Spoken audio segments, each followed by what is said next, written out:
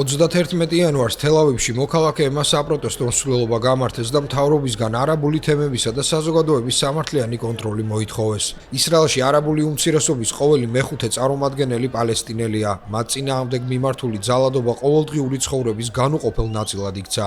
აქტივისტები დიდი ხანია ადანაშაულებენ ხელისუფლებას, რომ მას ამ პრობლემის გადაჭრის უნარი არ აქვს. მათი თქმით, ისრაელის ამჟამინდელი ულტრამემარჯვენე მთავრობის პირობებში ეს პრობლემა კიდევ უფრო გამწვავდა.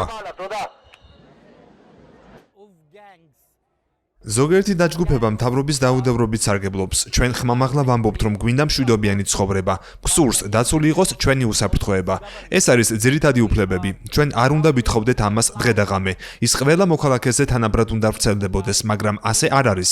დარწმუნებული ვართ, რომ ნეთანიაჰუსა და ბენ გვირის მთავრობა გულგრილია ამ მკვლელობების მიმართ, რადგან ბენ გვირი იზიარებს იდეას ლოზუნგისა სიკვდილი არაბებს.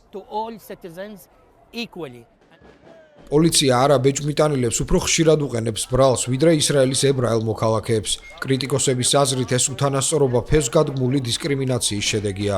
ბოლო რამდენიმე კვირა არაბული თემები გაფიცულები არიან. მათ დახურეს მაღაზიები და სკოლები. ისრაელში სულ უფრო მეტი დემონსტრაცია იმართება.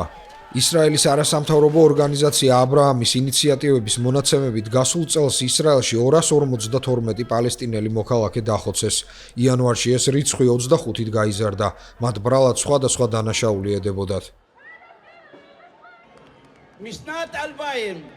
2000-დან 2024 წლის ბოლომდე არაბულ თემში 1700 ადამიანი დახოცეს, 2025 წელს 252 ადამიანი.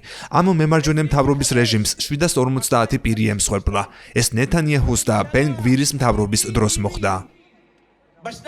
ისრაელის პოლიციამ უარყო ბრალდებები და განაცხადა, რომ მკვლელობა ნებისმიერ შემთხვევაში დანაშაულია. მათი თქმით, გამოძიება ხშირად რთულდება, რადგან მოწმეები ყოველთვის არ თანამშრომლობენ გამოძიებასთან.